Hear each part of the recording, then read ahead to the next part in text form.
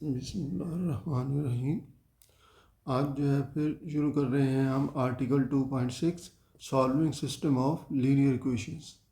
और इसमें SLO है solve A system of 3x3 linear equation by matrix inversion या क्रैमर्स रूल।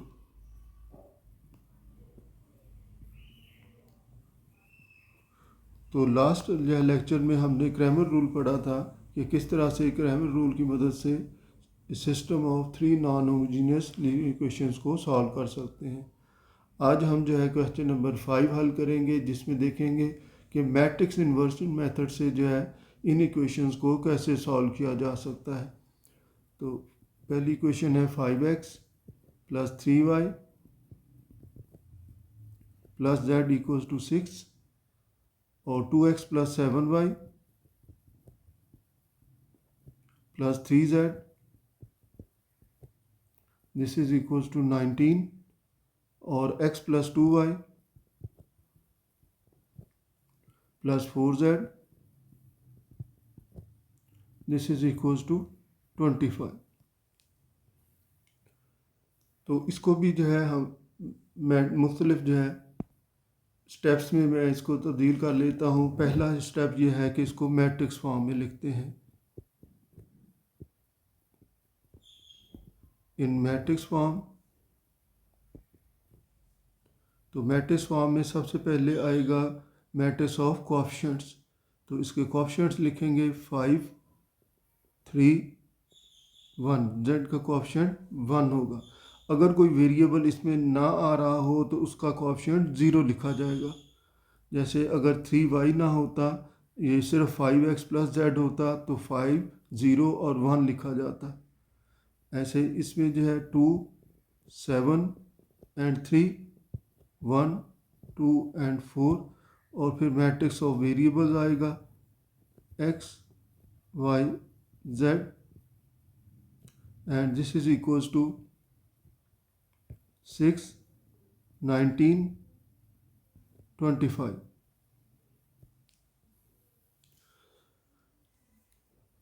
तो इन मैट्रिक्स के नाम लिखे जाएंगे A x equals to B।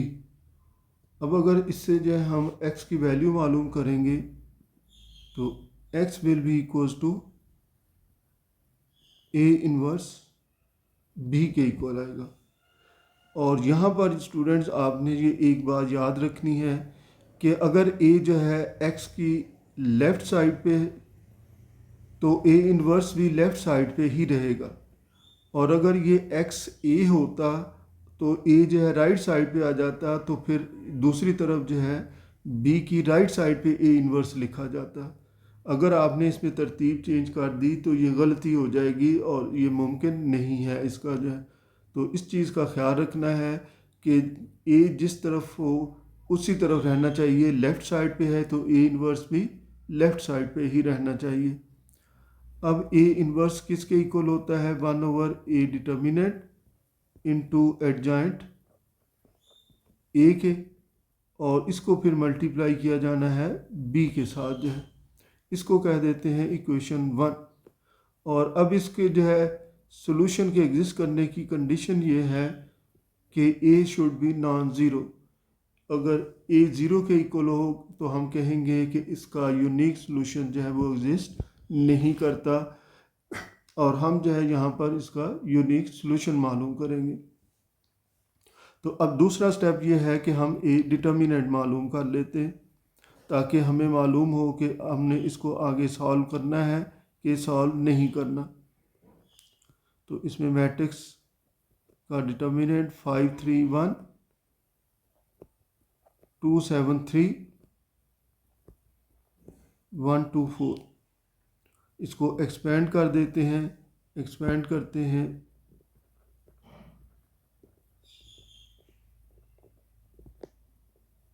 Expanding bye रो 1, रो 1 से जो है रो 2 से भी हो सकता है, रो 3 से भी, या कॉलम 1, कॉलम 2 और कॉलम 3 से भी हो सकता है।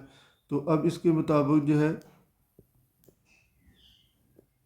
तो पहले 5 इंटू A डिटर्मिनेंट अब उसमें जो है फर्स्ट रो और फर्स्ट कॉलम छोड़ के हमने लिखना है, तो 7 3 2 4 और फिर माइनस के बाद उससे अगला डिजिट लिखा जाएगा, अगला नंबर है 3 वो लिखा।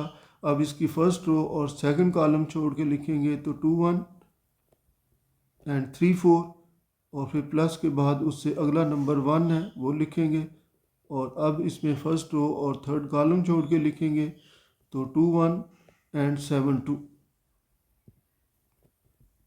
तो 5 इंटू 28 माइनस 6 माइनस 3 8 माइनस 3 और प्लस 1 4 माइनस 7, तो this is equals to 5 into 22 minus 3 into 5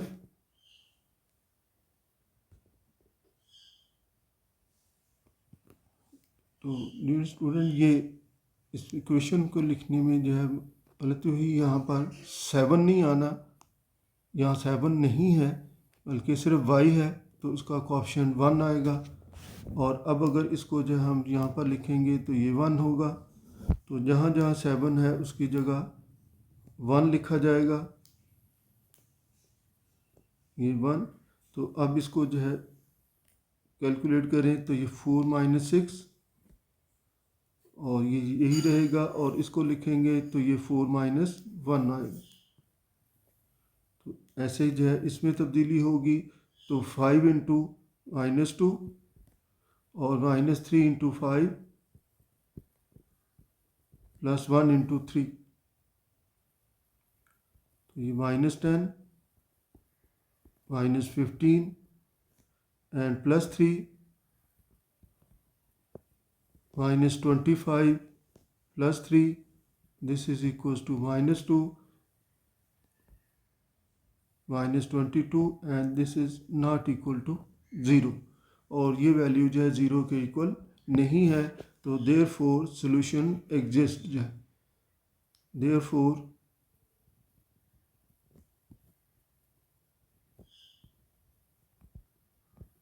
unique solution exist. तो जब ये हो तो फिर इसके बाद इसका तीसरा स्टेप करना है, और तीसरे स्टेप में जो हम मालूम करेंगे इसके जो है cofactors. Now we find cofactors.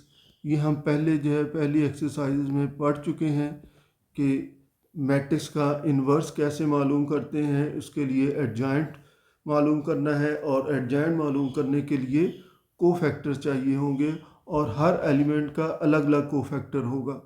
अब पहला है कोफैक्टर A11, तो A11 अगर मालूम करना है तो -1 की पावर 1 + 1।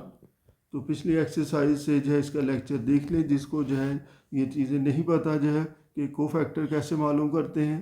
अगर चाहिए यहाँ पर दोबारा जो है बता रहे हैं कि -1 की पावर 1 + 1, ये जो नंबर यहाँ पर लिखे होंगे ये ऐड कर देने हैं इसमें। अब इसमें एक डिटर्मिनेंट आएगा, और इस डिटर्मिनेंट में वो रो और कॉलम शामिल नहीं जो यहाँ पर है, यानी कि फर्स्ट रो और फर्स्ट कॉलम छोड़ के बाकी डिटर्मिनेंट लिखना है।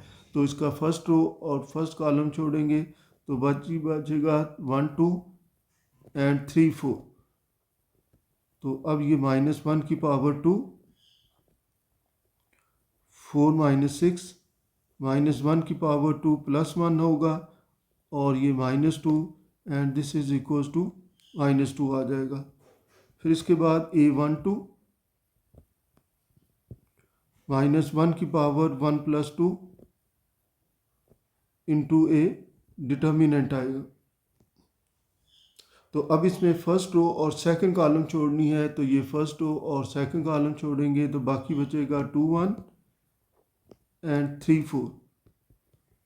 तो -1 की पावर 3, 8 - 3, तो -1 into 5 and this is equals to -5। फिर A13 ये तरतीब से मालूम करने हैं हमने जो है, पहले फर्स्ट रो के जो है मालूम कर रहे हैं और उसके बाद सेकंड रो के मालूम करेंगे। तो अब इसमें जो है A13, इसमें फर्स्ट रो और सेकंड कॉलम छोड़ना है, तो 2 1 1 2, तो -1 की पावर 4 और 4 -1, तो ये +1 इंटू 3, तो दिस इज इक्वल्स टू 3 आ गई इसकी वैल्यू जो है।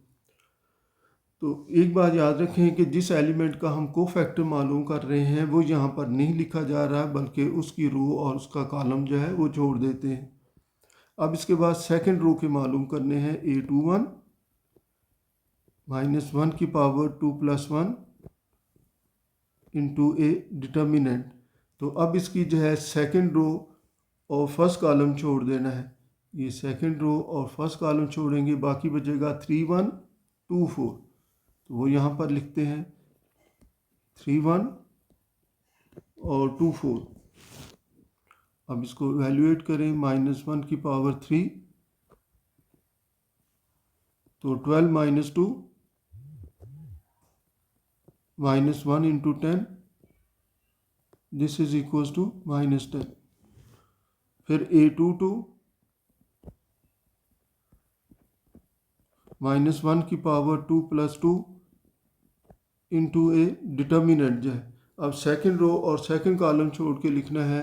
ये सेकंड रो और ये सेकंड कॉलम छोड़ेंगे, 5 1 1 4 जो है डिटर्मिनेंट में आएगा, 5 1 1 4।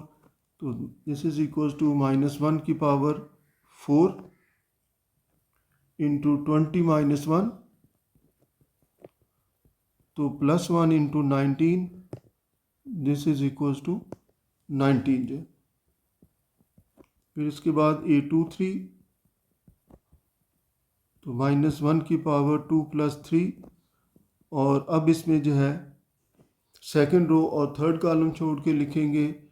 तो सेकंड रो और थर्ड कॉलम छोड़ा, 5 3 1 2, बाकी बचेगा 5 3 1 2। अब इसको इवेल्युएट करते हैं, तो -1 की पावर 5, तो 10 -1 सॉरी 10 - 3, तो -1 into 7, this is equals to -7। और अब इसके बाद A31 -1 की पावर 3 + 1 इंटू ए डिटर्मिनेंट। तो अब इसकी थर्ड रो और फर्स्ट कॉलम छोड़ना है। थर्ड रो फर्स्ट कॉलम 1 3 1 3, इसमें जो है आएगा 1 3 1 3, और ये 3 1 है,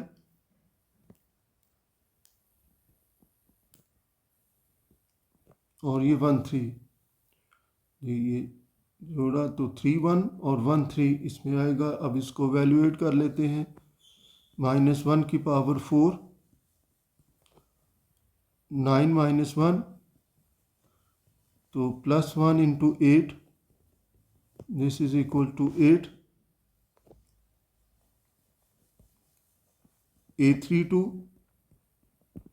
-1 की पावर 3 + 2 इंटू ए डिटर्मिनेंट। तो अब इसमें थर्ड रो और सेकंड कॉलम छोड़ेंगे, 5 1 2 3, तो 5 1 2 3। इसको लिखते हुए बस एहतियात करनी है, कोई गलत जो है रो या कॉलम ना लिख लिया जाए, सारी वैल्यूज़ का फ़र्क हो जाएगा, गलत हो जाएंगे सवाल जो है। तो -1 की पावर ऑड हो तो -1 ही के इक्वल होगी, और इंटू 13, तो दिस इज इक्वल्स टू -13। अब इसके बाद A33, तो -1 की पावर 3 + 3 इंटू ए डिटर्मिनेंट। तो अब इसमें थर्ड रो और थर्ड कॉलम छोड़ेंगे, थर्ड रो थर्ड कॉलम, 5 3 2 1, बाकी बचेगा 5 3 2 1। तो -1 की पावर 6, 5 - 6, तो ये +1, और ये -1, तो दिस इज इक्वल्स टू -1 जो।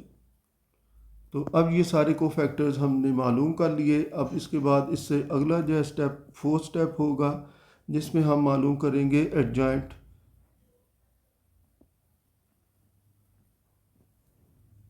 एडजॉइंट ऑफ ए मैट्रिक्स कि मैट्रिक्स ए का जो है एडजॉइंट किसके इक्वल होगा, एडजॉइंट ए।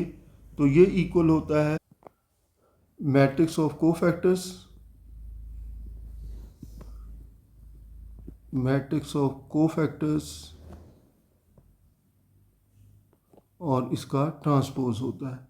अब यहाँ पर हमने जो है मैट्रिक्स ऑफ कोफैक्टर्स लिखने हैं। जो कोफैक्टर्स हमने मालूम किए हैं तरतीब से जो है रो के लिहाज से -2, -5 एंड 3,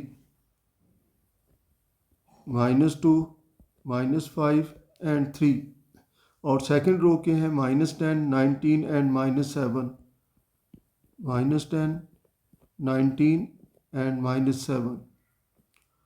और इसके बाद है 8, -13 एंड -1, 8, -13 एंड -1।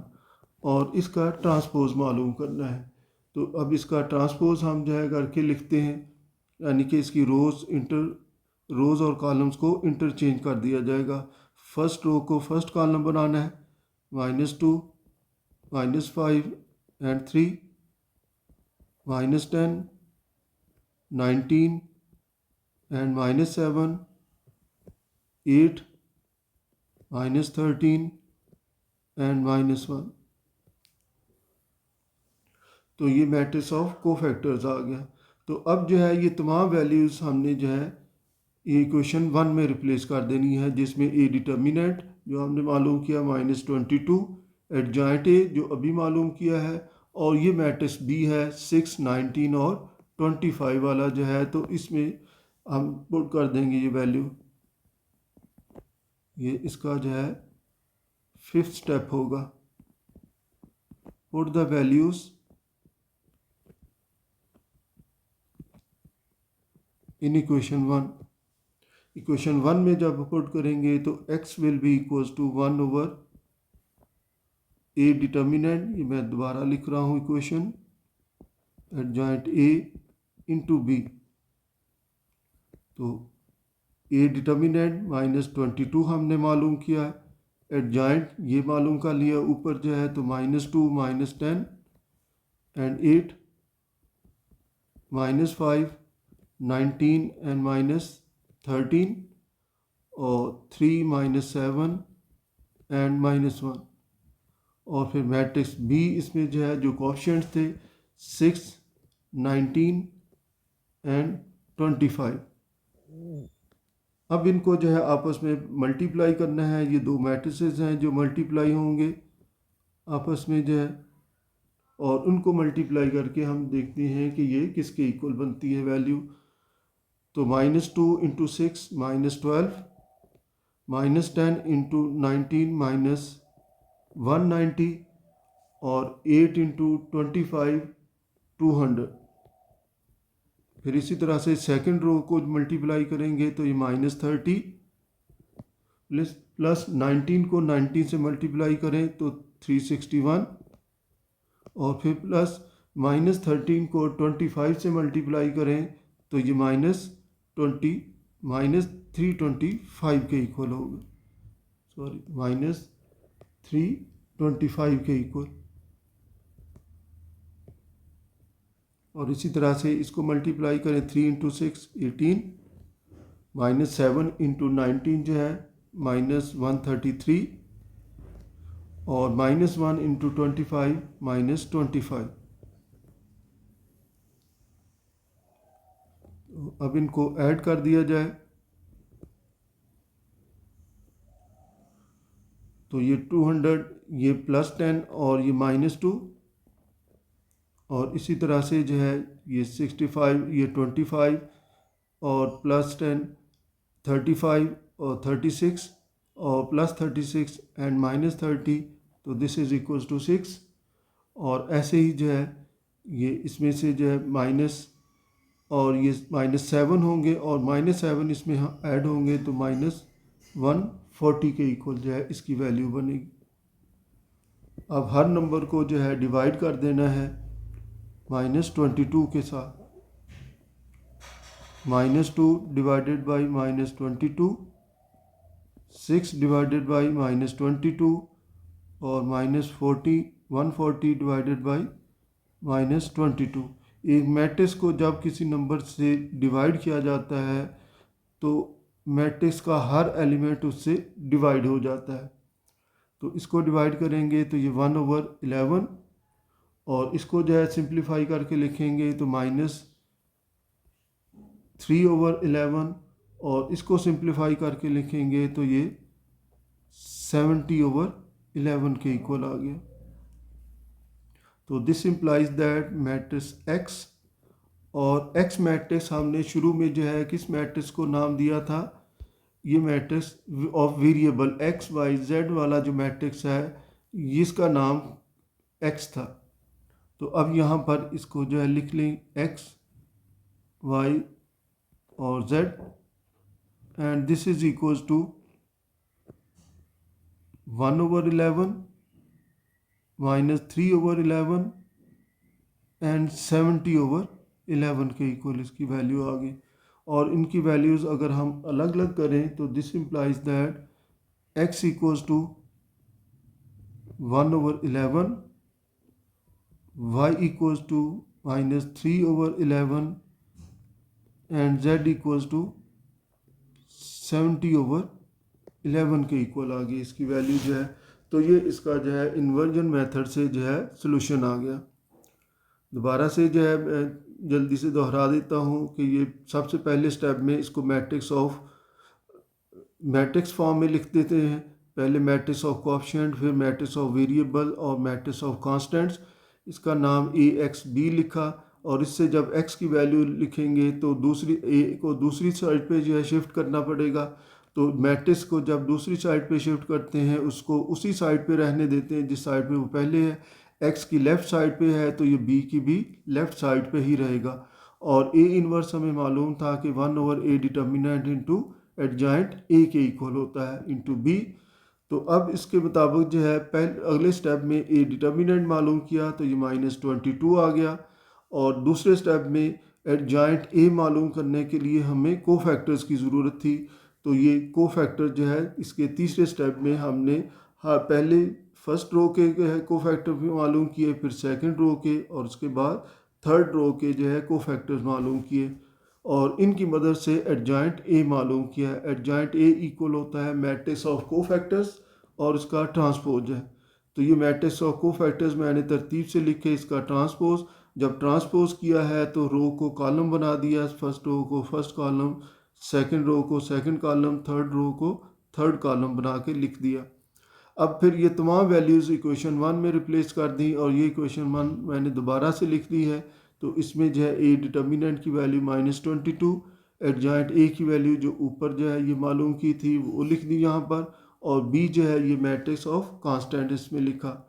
तो ये दो मैट्रिसेस आपस में मल्टीप्लाई हो रहे थे, उनको मल्टीप्लाई करके ऐड किया तो इसके इक्वल 1 वैल्यू, और फिर बाहर जो -22 है तो हर वैल्यू को इस -22 से डिवाइड कर दिया, तो इससे जो है इस मैट्रिक्स की वैल्यू हासिल हो गई।